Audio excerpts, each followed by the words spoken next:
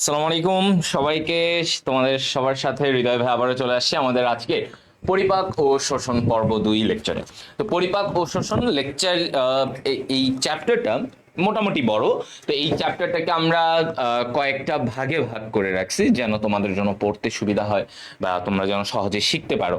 তো সব কিছু মিলায় আজকে পর্ব 2। আজ গত ক্লাসে আমরা পরিপাক পড়েছি, পরিপাকের সাথে শোষণটা কিভাবে হয় সেগুলো নিয়ে পড়েছি। তো আজকে আমরা তারপর থেকে পড়বো ইনশাল্লাহ। তো সবাই চলে আসি আমরা, দেখি আমাদের সাথে আহ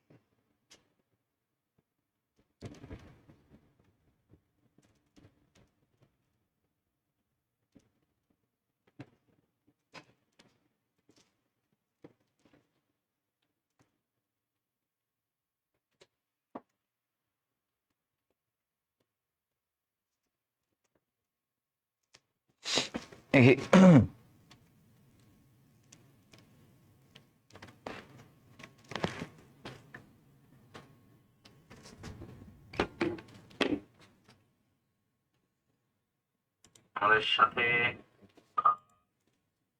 ওকে। ওয়ালাইকুম আসসালাম। ওয়ালাইকুম আসসালাম।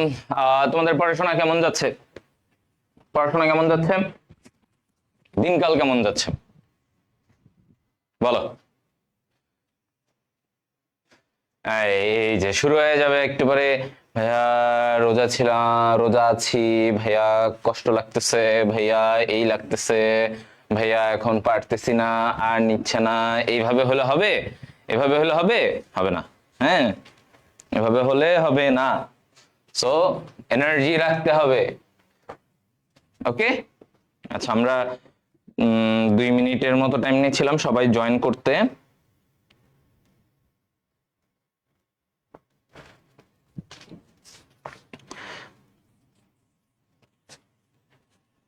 আগের ক্লাসের সাথে না, প্রবলেম নেই, এটা আলাদা পুরা জিনিস, মানে যকৃত অগ্নাশয় এগুলো নিয়ে পড়াবো। সো আগের ক্লাসের সাথে মানে খুব ঝামেলা হয় এরকম কিছু নেই, নতুন সম্পূর্ণ। ওকে, সো লেটস বিগিন।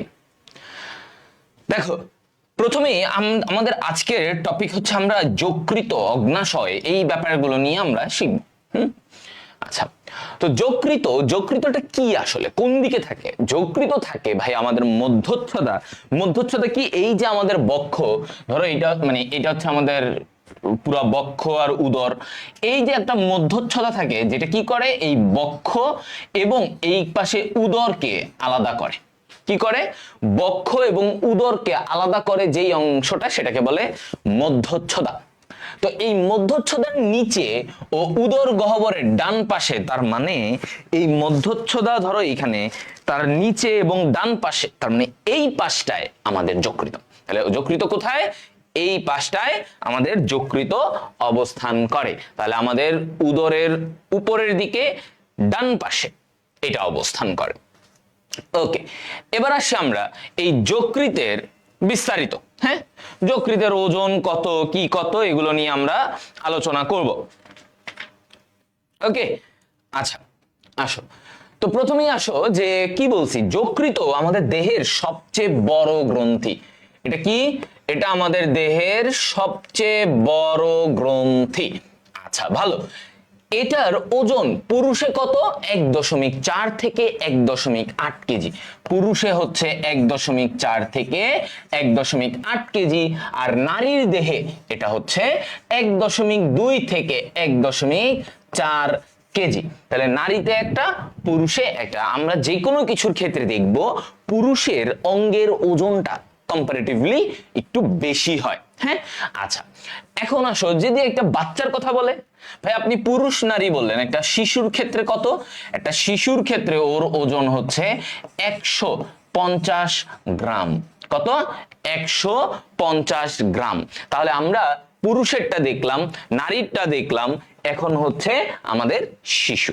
আচ্ছা, এবার আসো এই যে যকৃত, এই যে টোটাল, এই যে দেখো এটা একটা যকৃত। হ্যাঁ, যকৃতের 4টা খণ্ড আছে। আমি যদি এইভাবে পিছন থেকে চিন্তা করি, এরকম দেখো, হ্যাঁ, যকৃতের একটা ডান খণ্ড, যেটা ডান পাশে এরকম ডান খণ্ড, দেখো কি ডান খণ্ড।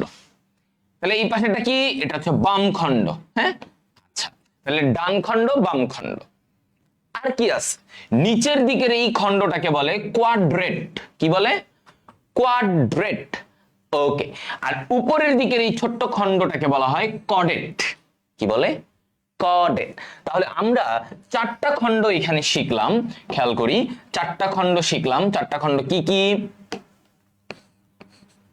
1 ডান, 2 বাম, 3 কোয়াড্রেট, কোয়াড্রেট, 4 কডেট। ঠিক আছে? তাহলে ডান বাম কোয়াড্রেট কডেট, ডান বাম কোয়াড্রেট কডেট, এই হচ্ছে তোমার কি 4 ধরনের, 4টা খণ্ড। এই কি 4টা খণ্ড নিয়ে তৈরি। ডান খণ্ডটা সবসময় একটু বড় হবে, অপেক্ষাকৃত বড় হবে। কোনটা? হ্যাঁ, ডান খণ্ড। ডান খণ্ডটা কম্পারেটিভলি একটু সাইজে বড়। তাহলে আমরা 4টা খণ্ড দেখলাম, এর মধ্যে বড় কোনটা? ডান খণ্ড। এবং যকৃতের নিচে একটা থলি থাকে, যেটাকে বলে পিত্তথলি। তুমি এইখানে ছবিটাতে দেখো, এই যে যকৃতের, এটা হচ্ছে পিছনের দিকটা, যকৃতের পিছনের দিক, এবং ওর পিছনের দিকে যে সবুজ একটা অংশ দেখতেছো, হ্যাঁ, এই যে সবুজ একটা থলি, এইটাকে বলে পিত্তথলি। তাহলে এই পিত্তথলিটা যকৃতের পেছনের দিকে সংযুক্ত থাকে। কোথায় সংযুক্ত থাকে? পিছনের দিকে এভাবে ঝুলে থাকে, এটাকে বলে পিত্তথলি। ওকে, আচ্ছা, তাহলে আমরা যকৃতের বেসিক জিনিসগুলোকে আমরা শিখলাম। দেখো সবাই, ঠিক আছে, মোটামুটি এই গঠনগত জিনিসগুলা, তথ্যগুলা আমরা জানতে পারলাম, রাইট? আমরা গঠনগত জিনিসগুলা জানতে পারলাম। এখন আমরা জানবো কিভাবে অ্যাম্পুলা অব ভ্যাটার গঠিত হয়, কিভাবে এই যকৃত থেকে এরকম বিভিন্ন নালী মিলে এরা অ্যাম্পুলা অব ভ্যাটার গঠন করে, যেই অ্যাম্পুলা অব ভ্যাটার ক্ষুদ্রান্ত্রের ডিউডেনামে প্রবেশ করে। এটাই আমরা শিখব। আসো, এটা একটু জানাটা ইম্পর্টেন্ট। হ্যাঁ, আচ্ছা, তো প্রথমে যেটা হয় মনে রাখবা, যকৃতকে আমরা মেডিকেলের ল্যাঙ্গুয়েজ আমরা বলি হেপাটিক। হেপাটিক মানে ল্যাটিন হেপাটিক শব্দের অর্থ হচ্ছে যকৃত। আচ্ছা, তো যে কোনো কিছু যকৃতের যে কোনো কিছু পাবা, দেখবা হেপাটিক হেপাটিক হেপাটিক। যেমন যকৃতে যদি কোনো সমস্যা হয়, রোগ হয়, কি বলে? হেপাটাইটিস। হেপাটাইটিস বলে না? তো এগুলো। আচ্ছা, তো এখন এই যে যকৃতের প্রধান 2টা খণ্ড, একটা ডান একটা বাম। তাহলে দেখো, ডান খণ্ড থেকে ডান হেপাটিক নালী আসে। ওরা কি নিয়ে আসে? পিত্তরস। যকৃতের ভিতরে এক ধরনের রস তৈরি হয়, যেটাকে বলে পিত্তরস। আচ্ছা, এই পিত্তরসটা ডান খণ্ড থেকে নিয়ে আসে ডান হেপাটিক নালী, এবং বাম খণ্ড থেকে নিয়ে আসে বাম হেপাটিক নালী। ওকে, আচ্ছা, ডান হেপাটিক নালী বাম হেপাটিক নালী। তোমরা এখানে ছবিটাতে দেখো, যকৃতের ধরো ডান পাশের খণ্ডটা থেকে এই যে একটা নালী আসছে ডান হেপাটিক নালী, বাম পাশের থেকে একটা নালী আসছে বাম হেপাটিক নালী। তো এরা দুইজন মিলে একটা নালীতে পরিণত হয়েছে। দেখো, দুইজন মিলে একটা, এটাকে কি বলে? কমন হেপাটিক নালী। তাহলে এই দুইজন মিলে কি গঠন করলো? এরা কমন হেপাটিক নালী গঠন করলো।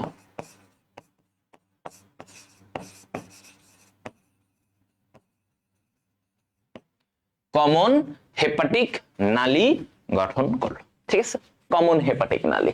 এই কমন হেপাটিক নালীটা এরপরে কি হবে, পিত্তনালী। এই যে পিত্তথলি থেকে একটা নালী যায়, হ্যাঁ, পিত্তথলি থেকে একটা নালী যায়, এটাকে বলে পিত্তনালী। তাহলে পিত্তথলি থেকে একটা পিত্তনালী,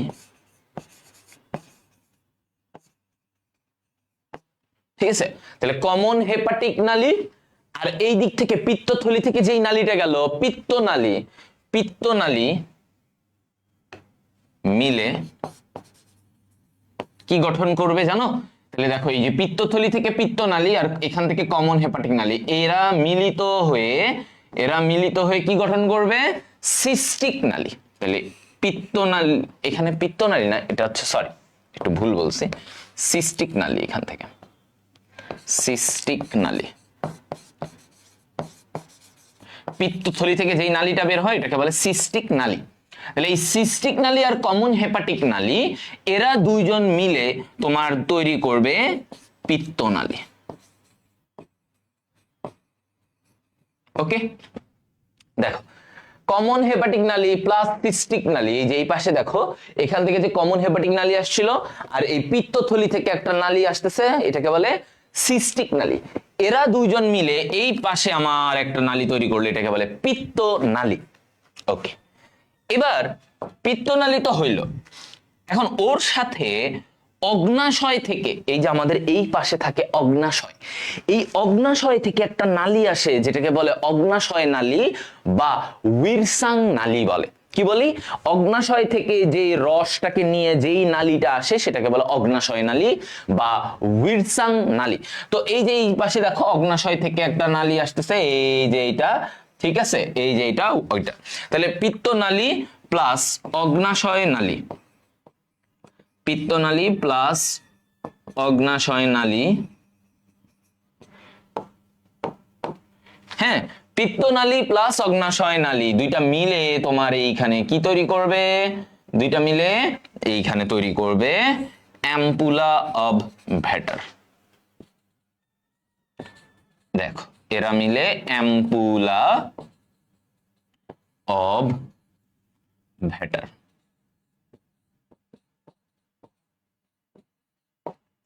এই অ্যাম্পুলা অব ভ্যাটারটা এরপরে কোথায় যাবে, এটা যাবে ক্ষুদ্রান্ত্রে। এটা যাবে কোথায়, এটা যাবে ক্ষুদ্রান্ত্রে, ক্ষুদ্রান্ত্রে প্রবেশ। ওকে, হ্যাঁ, তাহলে দেখো দেখো এই, তাহলে আমরা দেখলাম যে ক্ষুদ্রান্ত্রে অ্যাম্পুলা অফ ভ্যাটার যে প্রবেশ করলো, এই অ্যাম্পুলা অফ ভ্যাটার কিভাবে তৈরি হইলো? এই যে অ্যাম্পুলা অফ ভ্যাটারের মাধ্যমে সব ধরনের রস ক্ষুদ্রান্ত্রে ঢুকে কিভাবে আসলো? তাহলে দেখো অ্যাম্পুলা অফ ভ্যাটারে এই দিক দিয়ে পিত্তরস, পিত্তনালী দিয়ে পিত্তরস, অগ্নাশয় নালী দিয়ে অগ্নাশয় রস, এরা সবাই আসে অ্যাম্পুলা অফ ভ্যাটার, এই নালীটাতে আসে, এই নালীটা ঢুকে ক্ষুদ্রান্ত্রে, শেষ। তাহলে কোথা থেকে কিভাবে এটা গঠন হলো, এটা কি ক্লিয়ার? ওকে, তাহলে আমরা যদি এইবার একটু চিন্তা করি, আবার যদি এই ছবিটাকে মানে আমি যদি একটু রিক্রিয়েট করি, যে দেখো ডান হেপাটিক নালী আসলো, না এটা একটু দেখো, ধরো এটা হচ্ছে ডান হেপাটিক নালী যকৃতের ডান খণ্ড থেকে, আর বাম খণ্ড থেকে বাম হেপাটিক নালী, হ্যাঁ, বাম খণ্ড থেকে বাম হেপাটিক নালী, দুইটা মিলে কি তৈরি করলো, কমন হেপাটিক নালী। এই যে কমন হেপাটিক নালী তৈরি করলো, এই যে এটা কমন হেপাটিক নালী, হ্যাঁ, দুইটা মিলে। এবার ওর সাথে এসে মিলিত হয় কে, পিত্ত, ওই যে থলি থেকে আসা সিস্টিক নালী। এই সিস্টিক নালীটা এই কমন হেপাটিক নালীর সাথে মিলিত হয়, হয়ে ওরা কি তৈরি করলো, ওরা তৈরি করলো পিত্তনালী। হ্যাঁ, ওরা কি তৈরি করলো, পিত্তনালী। আচ্ছা, পিত্তনালী, এই পিত্তনালী নামলো।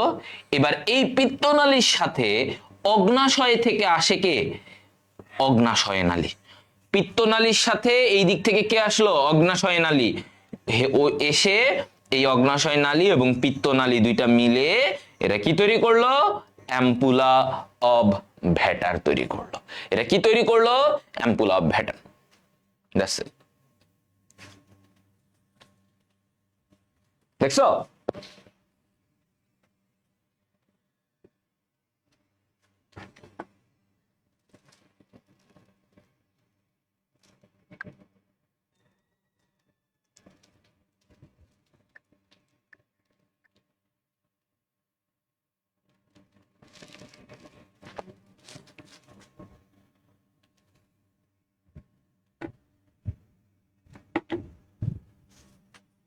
ক্লিয়ার? বলো।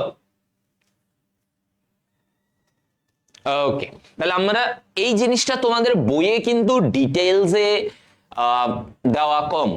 হ্যাঁ, তোমাদের বইয়ে তুমি দেখবা তোমাদের বইয়ে এত কিছু বলে নাই, কোন রকমে বলছে একটা অ্যাম্পুল অফ ভ্যাটার দিয়ে ঢুকে যায়। তো এইটা তোমরা, আমি মনে করি যে একটু ক্লিয়ার কনসেপ্টটা ভাইয়ার ক্লাস থেকে দেখে নিবা যে কিভাবে অ্যাম্পুল অফ ভ্যাটারটা হইলো। ঠিক আছে, কিভাবে অ্যাম্পুল অফ ভ্যাটারটা হইলো, কোথা থেকে আসলো, কিভাবে আসলো। হ্যাঁ, এগুলো হচ্ছে বেসিক। সবকিছু তো পরীক্ষার খাতায় লেখার জন্য না, মানে এইচএসসি তে পরীক্ষার খাতায় লেখার জন্যই সব না, কিছু জিনিস বেসিক থাকা লাগে যেগুলো জানলে তোমার পরবর্তীতে অ্যাডমিশনও এগুলো কাজে দেয়। বুঝতে পারছো? মানে কনসেপ্টটাকে তো ক্লিয়ার থাকা লাগে। সবসময় পরীক্ষায় এই লাইনটা আসবে কিনা এইভাবে তো আর পড়াশোনা হয় না, যে না ভাই পরীক্ষায় এই লাইনটা আসবে কিনা, খালি একটু কি বলেন, কোনো গ্যারান্টি নাই। তো এজন্য অনেক সময় উদ্দীপক বুঝতেও এই ধরনের জিনিসগুলা ক্লিয়ার থাকা লাগে, কনসেপ্টগুলো থাকা লাগে। ওকে, আচ্ছা, তাহলে আমরা এটা বুঝলাম অ্যাম্পুল অফ ভ্যাটার কিভাবে কাজ করে।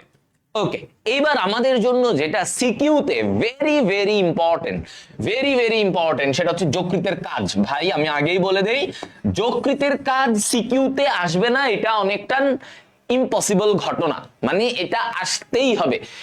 হ্যাঁ, যত বোর্ড আছে, শিক্ষা বোর্ড আছে, তার মধ্যে আমি বলতে পারি 60 to 70% শিক্ষা বোর্ডে একটা প্রশ্ন যদি আসে সেটা হচ্ছে যকৃতর এই কাজ থেকে প্রশ্ন আসবে। হ্যাঁ, সো যকৃতের কাজ কেন আমি যকৃতটাকে আলাদা করে আজকে পড়াচ্ছি, কারণ হচ্ছে যে যকৃতের কাজ থেকে একটা সৃজনশীল মাস্ট থাকে।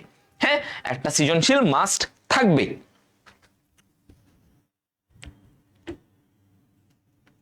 আচ্ছা, এখন আসো যকৃতের কাজ। যকৃতের দুই ধরনের কাজ, যকৃতের দুই ধরনের কাজ, একটা হচ্ছে সঞ্চয়ী আর একটা হচ্ছে বিপাকীয়। তাহলে দুই ধরনের কাজ, একটা কি সঞ্চয়ী, একটা হচ্ছে সঞ্চয়ী আর একটা হচ্ছে বিপাকীয়। বিপাকীয়, ঠিক আছে, একটা হচ্ছে সঞ্চয়ী, একটা হচ্ছে বিপাকীয়। সঞ্চয়ী কাজ, বিপাকীয় কাজ, মানে যকৃত কিছু কিছু ক্ষেত্রেও বিভিন্ন উপাদান সঞ্চয় করতে পারে, বিভিন্ন উপাদান সঞ্চয় করতে পারে, আবার বিভিন্ন সময় সেই বিভিন্ন বিক্রিয়া ঘটায় ওর মধ্যে। তাহলে এজন্য বলা হচ্ছে ওর দুই ধরনের কাজ, একটা সঞ্চয়ী, একটা বিপাকীয়। আচ্ছা, তো এখন এই যে তোমার যকৃতে অনেক ধরনের বিক্রিয়া হয়। যকৃতে বলা হচ্ছে যে ভাই এইখানে 500 বিক্রিয়া হয়। চিন্তা করছো এখানে কয়টা? 500 বিক্রিয়া ঘটে। এই যে এত এত রাসায়নিক বিক্রিয়া ঘটে, যার জন্য ওকে কি বলে? জৈব রসায়নাগার। ওরে কি বলবে? ওরে বলে তোমার যকৃতকে বলে জৈব রসায়নাগার, কারণ এখানে এত পরিমাণে রাসায়নিক বিক্রিয়া হয়। হ্যাঁ, এত পরিমাণে রাসায়নিক বিক্রিয়া হয়, এজন্য নাম দিয়ে দিছে জৈব রসায়নাগার।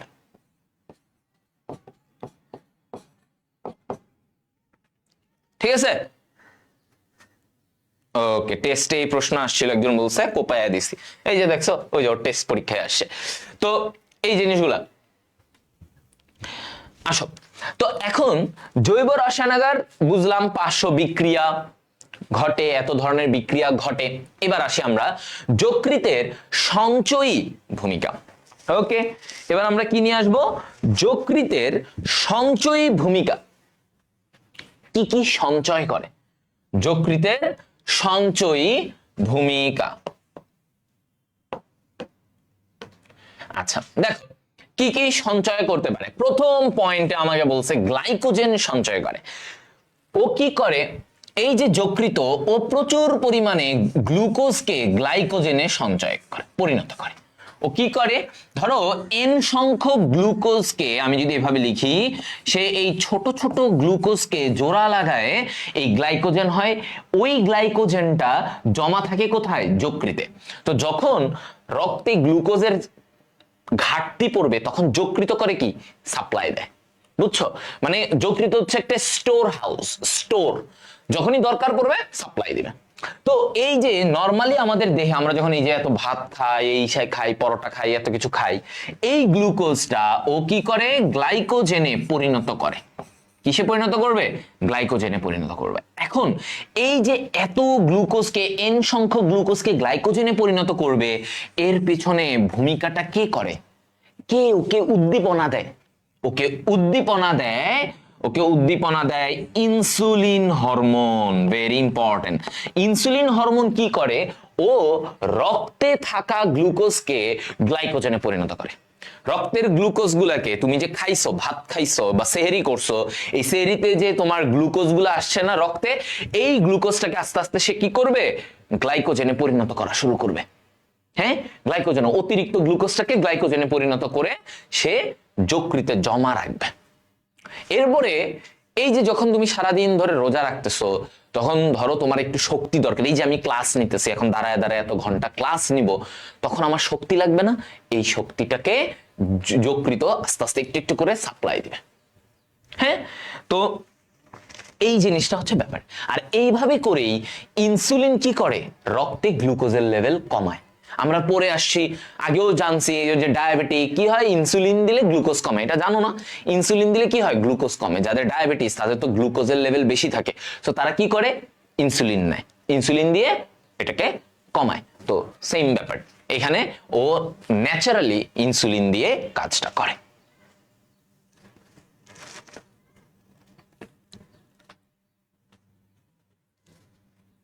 ঠিক আছে? আচ্ছা, এটা গেল একটা পয়েন্ট। এবার আসো তারপরে সেকেন্ড কি বলছে? রক্ত সঞ্চয়। ও কি কাজ করবে? ও রক্ত জমা রাখতে পারে। আরে সর্বনাশ, কি বলছে? রক্ত সঞ্চয়। হ্যাঁ, রক্ত সঞ্চয়। তো এই যে রক্ত সঞ্চয়, এই জায়গায় বলছে যকৃতে অসংখ্য রক্তবাহিকা থাকে যেখানে প্রচুর রক্ত জমা থাকে। যকৃতে প্রচুর তোমার এই যে রক্তবাহিকা, এরকম মোটা মোটা রক্ত নালী থাকে। তো ওইখানে অনেক রক্ত জমা থাকে। এখন কতটুকু রক্ত জমা থাকে? 1500 সেন্টিমিটার কিউব, ঘন সেন্টিমিটার রক্ত জমা থাকে। এইটা একটা এমসিকিউ, এটা তোমার সিকিউ আসলেও লিখবা যে কতটুকু রক্ত, যে রক্ত জমা রাখে, ওর এখানে প্রচুর রক্তনালী আছে যেগুলো রক্তকে জমা রাখতে পারে সাময়িকভাবে। তো আমার কথা হচ্ছে কতটুকু রক্ত জমা রাখে? 1500 কিউবিক সেন্টিমিটার। 1500 কিউবিক সেন্টিমিটার রক্ত সে জমা রাখে। ওকে, 1500 কিউবিক সেন্টিমিটার রক্ত সে জমা রাখে। ওকে, আচ্ছা, তাহলে আমরা আরেকটা তথ্য পড়লাম যে ও ফার্স্টে পড়লাম ও গ্লাইকোজেন সঞ্চয় করে, সেকেন্ডলি পড়লাম ও রক্ত সঞ্চয় করে। এরপরে আসো, ও কি করে? ভিটামিন সঞ্চয় করে। ভিটামিন সঞ্চয় করে। আচ্ছা, তাহলে কোন ভিটামিন গুলাকে সে মূলত সঞ্চয় করে? তো এইখানে আমি এই জায়গায় আমি তোমাদেরকে একটু এভাবে বলি, যেহেতু বলছে ভিটামিন সঞ্চয়। আচ্ছা দেখো সবাই এটা নোট করবা এগুলা, হ্যাঁ এটা ইম্পর্টেন্ট। ভিটামিন সঞ্চয়,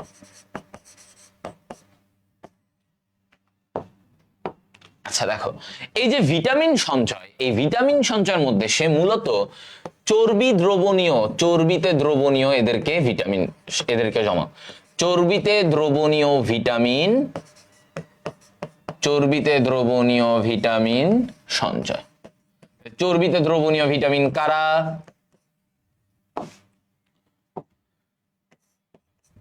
এ ডি ই কে। হ্যাঁ, এই ভিটামিন গুলা চর্বিতে দ্রবণীয়, এদেরকে সঞ্চয় করে। আর এছাড়া ভিটামিন বি টুয়েলভ কেও সে কি করে, সঞ্চয় করে। তাহলে এ ডি ই কে এদেরকে সঞ্চয় করে, এর পাশাপাশি ভিটামিন বি টুয়েলভ কেও সে সঞ্চয় করে। ঠিক আছে, কাকে সঞ্চয় করে, ভিটামিন বি টুয়েলভ কে সঞ্চয় করে। ওকে, এখন এই যে এ ডি ই কে তারপরে ভিটামিন বি টুয়েলভ এত কিছুকে সঞ্চয় করতেছে, তো এখন তুমি এখানে দেখো এই ভিটামিন বি টুয়েলভ কে শোষণ করতে তোমার দেহে কাকে ব্যবহার করা হয়, আমরা গত ক্লাসে পড়াইছি ইন্ট্রিনজিক ফ্যাক্টর। এই যে পাকস্থলীর একটা উপাদান ইন্ট্রিনজিক ফ্যাক্টর, ওই ইন্ট্রিনজিক ফ্যাক্টর দিয়ে ভিটামিন বি টুয়েলভ নরমালি আমাদের দেহে শোষিত হয়।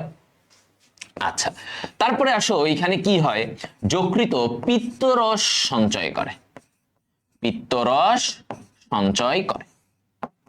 হ্যাঁ, পিত্তরস যকৃত কি করে, তার নিচে যে পিত্তথলিটা থাকে ও তো পিত্তরস তৈরি করে, ওই পিত্তরসটা পিত্তথলিতে গিয়ে জমা হয়। ঠিক আছে, ওইটা পিত্তথলিতে গিয়ে জমা হয়, মনে থাকবে। হ্যাঁ, তাহলে আমার জিনিসটা হচ্ছে ও পিত্তরস সঞ্চয় করতেছে যেটা পিত্তথলিতে জমা থাকে। যকৃতের নিচে যেই পিত্তথলিটা থাকে এই পিত্তথলিতে জমা থাকে। ওকে, গেল এটা। এরপরে কি বলা হচ্ছে দেখো, সে খনিজ সঞ্চয়, বিভিন্ন এই যে লৌহ, ম্যাগনেসিয়াম এগুলা সে জমা রাখতে পারে, খনিজ সঞ্চয়।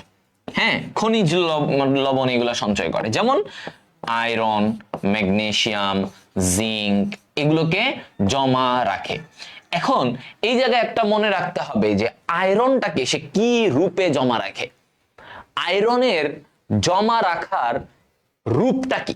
তাহলে দেখো আমরা কি বলতেছি, আয়রনটাকে সে জমা রাখে লৌহ সে জমা রাখে, লৌহ এটাকে জমা রাখে হচ্ছে কি হিসেবে, ফেরিটিন হিসেবে, ফেরিটিন হিসেবে জমা রাখে, ফেরিটিন। ঠিক আছে, ফেরিটিন হিসেবে জমা রাখে। তাহলে আয়রনটা বা লৌহটা আমরা জমা রাখি ফেরিটিন হিসেবে, ফেরিটিন হিসেবে। ওকে, আচ্ছা, পিত্তরসের কাজ কি, সে মনে হয় আগের ক্লাসটা করো নাই। আগের ক্লাসে আমি বলছিলাম পিত্তরসের কাজ হচ্ছে ইমালসিফিকেশন ঘটানো, অর্থাৎ তোমার হচ্ছে চর্বির কণাটাকে ভাঙতে সাহায্য করে পিত্তরস। ওকে, তাহলে লৌহ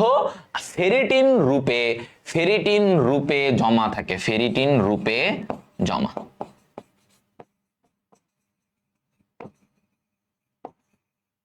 ঠিক আছে, এটা বলছি। এরপরে আসলে লাস্ট একটা, যে ও তুমি দেখলা ভাইয়া গ্লুকোজ সঞ্চয় করে, এই করে সে অ্যামিনো অ্যাসিড মানে আমিষ এটাও সঞ্চয় করে, অ্যামিনো অ্যাসিড ও চর্বি সঞ্চয় করে। ঠিক আছে, তাহলে সে কি করলো, অ্যামিনো অ্যাসিড ও চর্বি সঞ্চয় করতে পারে, অ্যামিনো অ্যাসিড ও চর্বি সঞ্চয় করতে পারে, এই কথাটাই বলা হচ্ছে। ঠিক আছে, তাহলে ও কি করে, অ্যামিনো অ্যাসিড ও চর্বি সঞ্চয় করবে। ও কি করবে, অ্যামিনো অ্যাসিড ও চর্বিটাকে সে সঞ্চয় করবে। ক্লিয়ার সবাই? হ্যাঁ,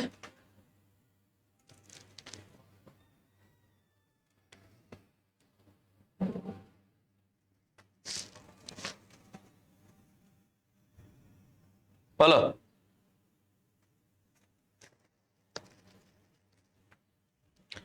ওকে, তাহলে এই জিনিসগুলোও তারা জমা রাখতে পারে। তাহলে আমরা দেখলাম এখানে ওর সঞ্চয়ী ভূমিকা 6টা পয়েন্ট আমরা জানলাম।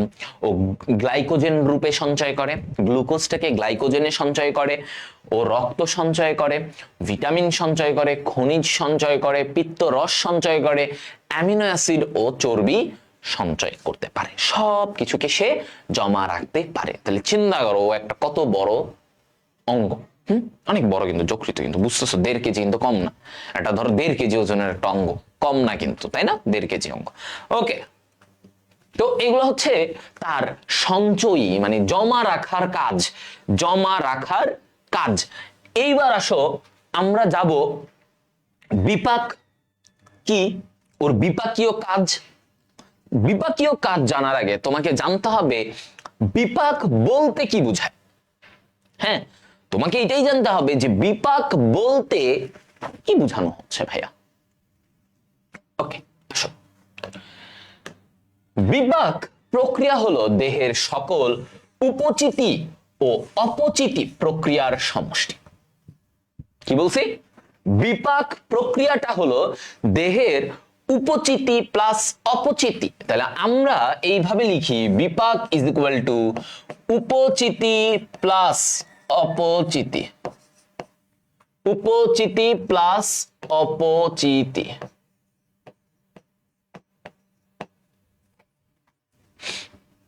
আচ্ছা, তাহলে উপচিতি প্লাস অপচিতি প্রক্রিয়ার সমষ্টি। এখন আসো উপচিতি মানে কি? উপচিতি মানে হচ্ছে এই যে ছোট ছোট যৌগ বস্তুগুলো মিলে বড় যৌগ তৈরি করা। তাহলে ছোট বস্তু সমূহ যুক্ত হয়ে বড় যৌগ তৈরি করে, এই প্রক্রিয়াটাকে বলে উপচিতি। মানে গড়তেছে, তৈরি হচ্ছে, ছোট ছোট জিনিসগুলা জোড়া লেগে লেগে বড় কিছু তৈরি হচ্ছে, এইটাকে বলে উপচিতি প্রক্রিয়া। উপচিতি যেমন যেমন গ্লাইকোজেনেসিস। গ্লাইকোজেনেসিস, জেনেসিস মানে কি? তৈরি হওয়া। গ্লাইকোজেনেসিস, তাহলে দেখো গ্লাইকোজেনেসিস, হ্যাঁ গ্লাইকোজেনেসিস। এই গ্লাইকোজেনেসিস, এই গ্লাইকোজেনেসিস মানে কি? জেনেসিস মানে তৈরি। তাহলে এই যে শর্করাটা তৈরি হবে, শর্করা তৈরির যে প্রক্রিয়া, এইটাকে আমরা বলি গ্লাইকোজেনেসিস। শর্করা, শর্করা তৈরির প্রক্রিয়া।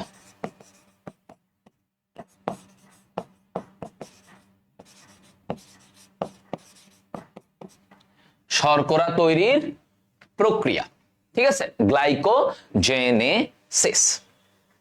আচ্ছা, নেক্সট আমরা যদি আসি অপচিতি প্রক্রিয়া।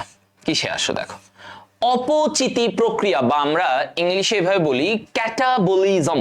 কি বলবো দেখো, ক্যাটাবলিজম, যে প্রক্রিয়ায় বড় বস্তু সমূহ ভেঙে ছোট যৌগে পরিণত হয়। কি বলছে?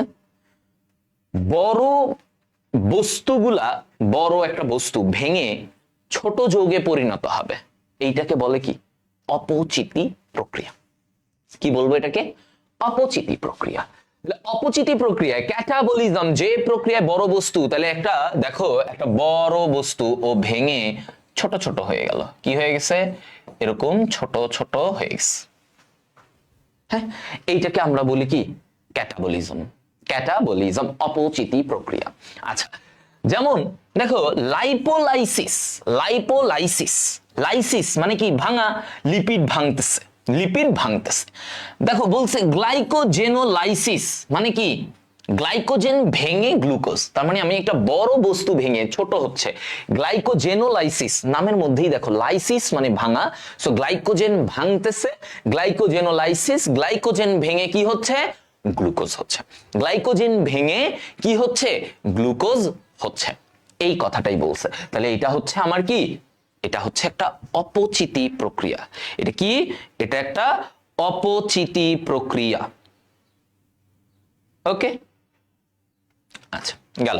তাহলে আমরা এই যে অপচিতি বুঝলাম, অপচিতি হচ্ছে ভাঙা, ভাঙতেছে, আর উপচিতি হচ্ছে গড়তেছে। উপচিতি কি? গড়তেছে, ছোট ছোট জিনিস মিলে বড় হচ্ছে, গড়তেছে। সো এই যে ভাঙা গড়া, এটার সমষ্টিকে বলা হয় কি? বিপাক। ভাঙা গড়ার সমষ্টিকে আমরা কি বলবো? বিপাক বলবো। ভাঙা গড়ার সমষ্টিকে আমরা কি বলবো? বিপাক বলবো। ওকে, ফাইন, গেল। ঠিক আছে, বিপাক কি সবাই বুঝছো? বিপাক কনসেপ্টটা কি বুঝছো? এটা হচ্ছে একটা ভাঙা গড়ার প্রক্রিয়া, মেশিন। তো এই যে যকৃত আমরা এখন দেখবো যে কিভাবে ভাঙে, কিভাবে গড়ে, কিভাবে ভাঙে, বিভিন্ন বিক্রিয়া কিভাবে সে ভাঙতেছে, নতুন কিছু তৈরি করতেছে, এগুলা। হ্যাঁ, এখন আসো এই যে যকৃতের বিপাকীয় ভূমিকার মধ্যে প্রথম পয়েন্ট শর্করা বিপাক। হ্যাঁ, শর্করা বিপাক কি বলছে? তো প্রথম শর্করা বিপাক, এগুলা কিন্তু আসবে ভাইয়া সিকিউ, বারবার বলি এগুলা কিন্তু সিকিউ, পুরা যকৃতের কাজ ভাই সিকিউ পড়তেই হবে, মাস্ট মাস্ট মাস্ট, আর কিছু না বলি, মাস্ট, এটা মাস্ট পড়বা। আচ্ছা দেখো, গ্লাইকোজেনেসিস, গ্লুকোজকে গ্লাইকোজেনে পরিণত করাকে বলা হয়। তাহলে এইখানে কি হচ্ছে যকৃতের ভিতরে? আমরা দেখলাম যে n সংখ্যক গ্লুকোজ মিলে আমার গ্লাইকোজেন তৈরি করতেছে, n সংখ্যক গ্লুকোজ মিলে আমার গ্লাইকোজেন তৈরি করতেছে, ঠিক আছে, n সংখ্যক গ্লুকোজ মিলে। খাবার খাওয়ার পর গ্লুকোজ শরীরে বেড়ে গেলে এটা গ্লাইকোজেনে পরিণত হয়। তাহলে খাবার খাওয়ার পর গ্লুকোজ যখন শরীরে বেড়ে যাবে তখন কি হয়? এটা গ্লাইকোজেনে পরিণত হয়। অগ্নাশয় থেকে ইনসুলিন হরমোন কি হয়? ইনসুলিন হরমোন এই প্রক্রিয়া উদ্দীপিত করে। তাহলে n সংখ্যক গ্লুকোজ ইনসুলিন প্রক্রিয়ায় কি হচ্ছে? গ্লাইকোজেন। n সংখ্যক গ্লুকোজ ইনসুলিনের মাধ্যমে এসে গ্লাইকোজেনে পরিণত হচ্ছে, ঠিক আছে, গ্লাইকোজেনে পরিণত। তাহলে এই যে আমরা তখনই এটা শিখছি যে অনেক গ্লুকোজকে, রক্তে থাকা গ্লুকোজকে যকৃতে এনে ওটাকে কি করা হয়? ইনসুলিন হরমোন ওই জিনিসগুলোকে গ্লাইকোজেনে পরিণত করে। কি করে? এটা আমরা একটু আগেই শিখছি যে গ্লাইকোজেনেসিস। দেখো নামের মধ্যে মনে রাখবা, গ্লাইকোজেনেসিস মানে কি? তৈরি হওয়া, আর গ্লাইকো মানে কি? শর্করা, মানে গ্লাইকোজেন। তো এই যে গ্লাইকোজেন তৈরির প্রক্রিয়া, এটাকে বলে গ্লাইকোজেনেসিস। তো এটা কখন হবে? যখন তোমার গ্লুকোজের পরিমাণ বেড়ে যাবে। ধরো তুমি এখন ভাত খাইছো, হ্যাঁ, মানে সেরিতে খাইছো, খাওয়ার পরে রক্তে গ্লুকোজ টুকোজ বেড়ে গেছে, ধর তুমি 2 প্লেট ভাত খাইছো, একদম গ্লুকোজ তো মনে করো ভালোই বাড়ছে। এই গ্লুকোজটাকে, অতিরিক্ত গ্লুকোজটাকে কি করবে? যকৃতে পাঠায় দিবে, কি হিসেবে? গ্লাইকোজেন বানায় দিবে যকৃতে। কে বানাবে? Insulin hormone. ইনসুলিন হরমোন এটা কি করবে? হ্যাঁ, এই জিনিসটা। তাহলে আমরা এটা কি বুঝলাম? এবার আসো এইখানে এই যে গ্লাইকোজেনেসিস, তো গ্লাইকোজেনেসিস তোমাদেরকে একটু বলেই দিলাম যে কি হয়, n সংখ্যক গ্লুকোজ মিলে এরা তোমার হচ্ছে যে গ্লাইকোজেন বানায়। এবার আমরা জানবো গ্লুকোনিওজেনেসিস। Gluconeogenesis very important. আচ্ছা একটু খেয়াল করো তো, দেখো গ্লুকোনিওজেনেসিস, আমি এই ওয়ার্ডটাকে ভাঙবো, শর্করা বিপাকের আরেকটা পয়েন্ট গ্লুকোনিওজেনেসিস, আমি এভাবে এটারে ভেঙে পড়বো।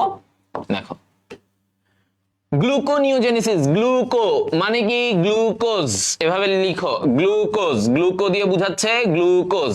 আচ্ছা নিও, নিও দিয়ে মনে রাখি নিউ, নিউ মানে কি? নতুন, নতুন নতুন না? জেনেসিস মানে কি? তৈরি ভাইয়া, জেনেসিস মানে কি? তৈরি। তাহলে আমরা যেটা এখান থেকে বুঝলাম, নতুন ভাবে গ্লুকোজ তৈরি করাকে বলা হয় গ্লুকোনিওজেনেসিস। কি বলছি? গ্লুকোনিওজেনেসিস।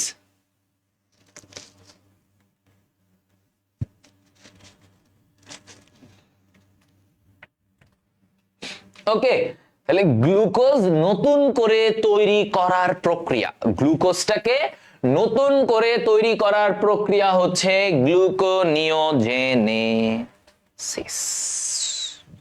ওকে, ওকে গাইজ,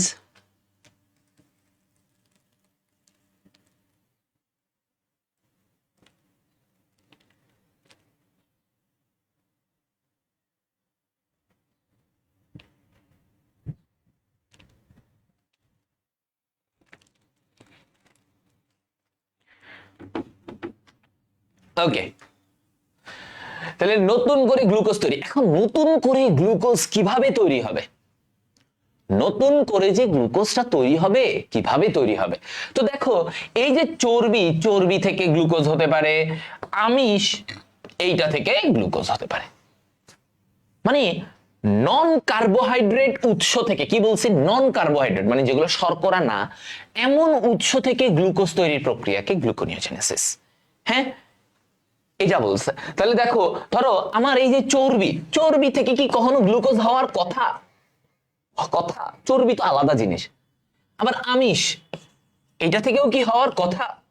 এটা তো আলাদা, আমিষ তো ওই মাছ মাংসে থাকে। কিন্তু এদের থেকে যখন তুমি গ্লুকোজ বানাতে পারবা, এইটাকেই বলে গ্লুকোনিওজেনেসিস।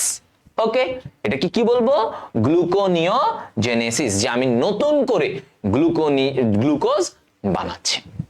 তাহলে এইটা হচ্ছে একটা উপায়, ঠিক আছে? আচ্ছা, এই হচ্ছে। এখন কিভাবে হইল একটু যদি চিন্তা করি, এই যে আমিষ, এই আমিষ ভাঙলে আমরা কি পাই?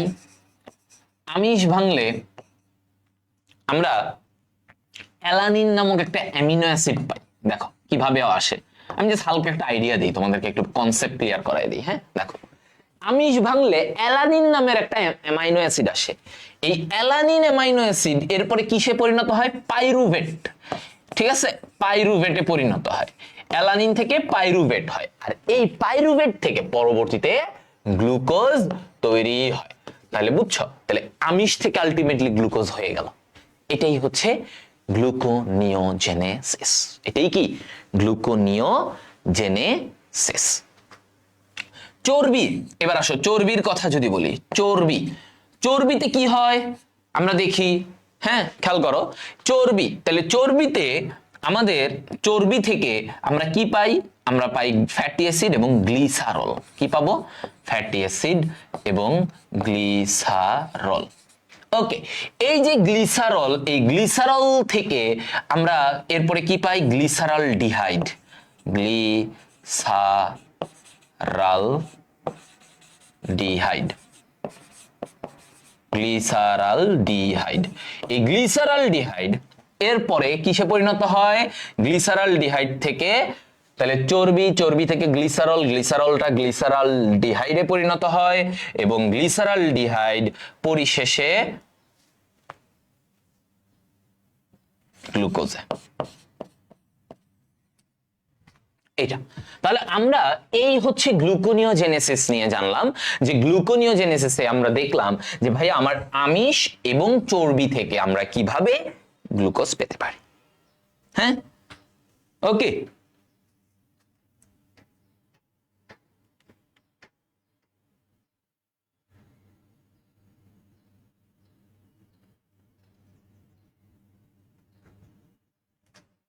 দেখছো, এবার আসো গ্লাইকোজেনোলাইসিস। গ্লাইকোজেনোলাইসিস, তো গ্লাইকোজেনোলাইসিস দেখো কি বলছে? গ্লাইকোজেন ভেঙে গ্লুকোজে পরিণত করা। গ্লাইকোজেনোলাইসিসটা কি? এটা হচ্ছে গ্লাইকোজেনটা ভেঙে আমার এইখানে গ্লুকোজ। ঠিক আছে, গ্লাইকোজেন ভেঙে আমার এইখানে গ্লুকোজ তৈরি করা, এইটাকে বলা হচ্ছে গ্লাইকোজেনোলাইসিস। লাইসিস মানে ভাঙা। তাহলে এটাকে ভেঙে, গ্লাইকোজেনকে ভেঙে আমি যে গ্লুকোজ বানাবো, এটাও এক ধরনের। দেখো এখানে কিন্তু ভাঙাভাঙি হইলো, দেখছো? এইখানে ভাঙলো, এইখানে তৈরি হইলো, গড়লো, তৈরি হইলো। তাহলে এইগুলাই কি? বিপাক। তাহলে এগুলো হচ্ছে শর্করা বিপাকের আন্ডারে। এগুলো কি? এগুলো সব শর্করা বিপাকের আন্ডারে। বুঝা গেছে? হ্যাঁ, ক্লিয়ার? আচ্ছা, তো আমরা এই যে শর্করা বিপাক, আমরা মোটামুটি একটা ধারণা, সুন্দর ধারণা আমরা পেয়ে গেছি। আচ্ছা, সবাই বলো ভাইকে একটু জানাও। এবার আমরা চলে যাব প্রোটিন বিপাকে। আমিষ বিপাক, প্রোটিন নিয়ে কথা। হ্যাঁ, ওকে, প্রোটিন নিয়ে কথা।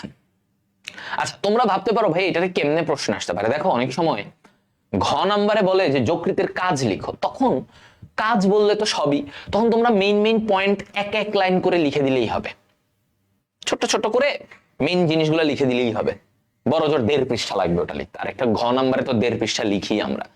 আচ্ছা, আর যদি তোমাকে বলে জাস্ট সঞ্চয়ী ভূমিকা, তখন তুমি পয়েন্টগুলা দিয়ে একটু ব্যাখ্যা করবা, বড় বড় ব্যাখ্যা করবা, মানে আর একটু ইয়ে করবা, বুঝছো? তো এটা ডিপেন্ড করতেছে তোমাকে কি বলছে।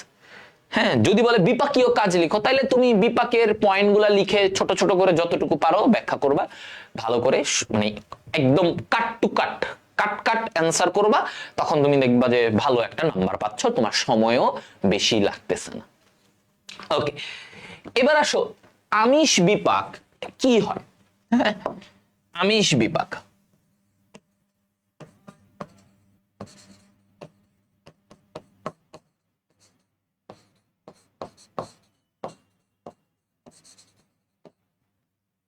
আমিষ বিপাক আমিষ বিপাকে প্রথমেই আমার এই জায়গায় কি আসতেছে, ডিঅ্যামিনেশন, অ্যামিনো অ্যাসিড থেকে অ্যামিন মূলক সরিয়ে ফেলা। কি বলছে, ডিঅ্যামিনেশন কি, অ্যামিনো অ্যাসিড থেকে অ্যামিন মূলকটাকে সরায় ফেললে এইটাকে আমরা বলি ডিঅ্যামিনেশন, তার মানে অ্যামিন মূলক সরায় দিচ্ছে।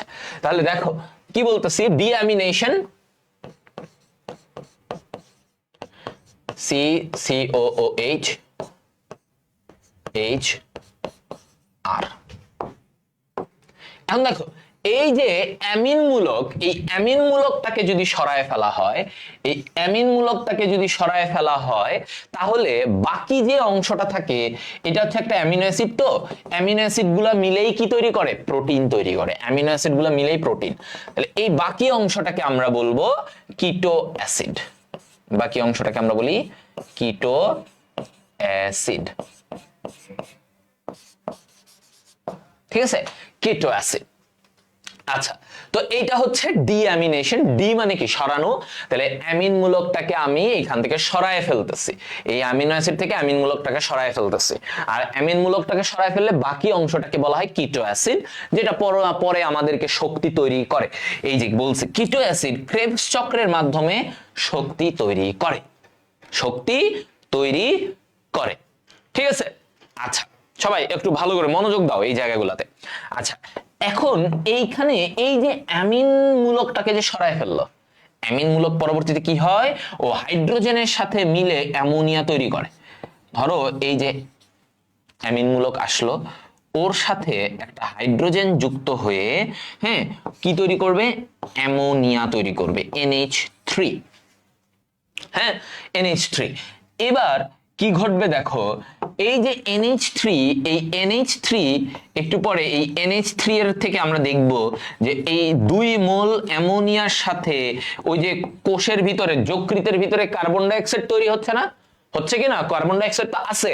তাহলে ওই অ্যামোনিয়া আর কার্বন ডাই অক্সাইড মিলে ইউরিয়া তৈরি করে ফেলবে। এরা কি তৈরি করে ফেলবে, ইউরিয়া।